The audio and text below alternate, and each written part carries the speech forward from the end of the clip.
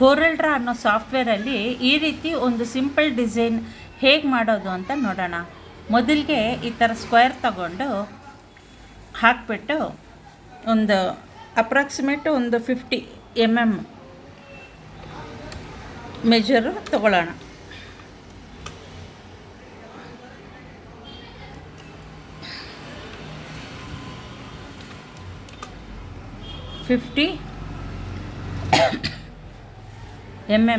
Square ಇದು. Next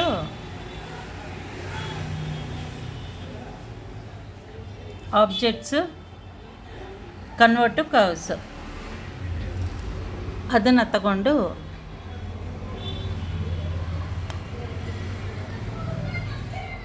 shape tool ತಗೊಂಡು 4 ಸ್ಕ್ವೇರ್ನ select ಮಾಡಿ, ನಂತರ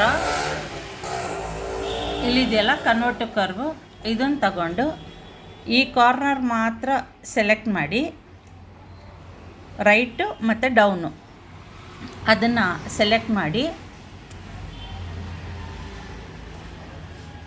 ಇಲ್ಲಿದೆಯಲ್ಲ ಇದು ರೊಟೇಟ್ ಆರ್ ಸ್ಕ್ಯೂ ನೋಟ್ಸ್ ಅದನ್ನು ತಗೊಂಡು ಹೀಗೆ ಸಿಂಪಲಾಗಿ ಈ ಕಾರ್ನರಲ್ಲಿ ಬಿಟ್ಬಿಡೋಣ. ನೆಕ್ಸ್ಟು ಪಿಕ್ ಟೂಲು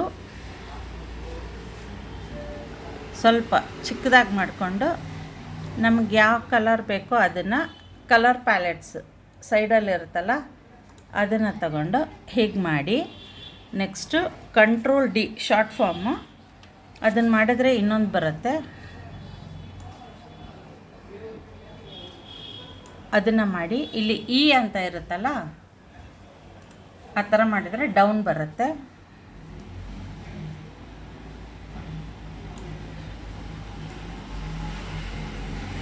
ಇದಕ್ಕೆ ಸರಿಯಾಗಿ ಕೂಡಿಸಿ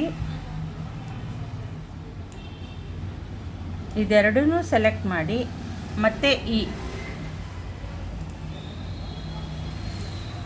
ಮಾಡಿದ್ರೆ ಹೀಗೆ ಬರುತ್ತೆ. ಮತ್ತೆ ಇದನ್ನು ಕಂಟ್ರೋಲ್ D ಮಾಡಿ ಹೀಗೆ ಮಾಡಿದ್ರೆ ಹೀಗೆ ಬರುತ್ತೆ.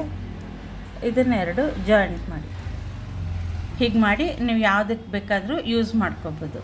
ನಮಸ್ಕಾರ.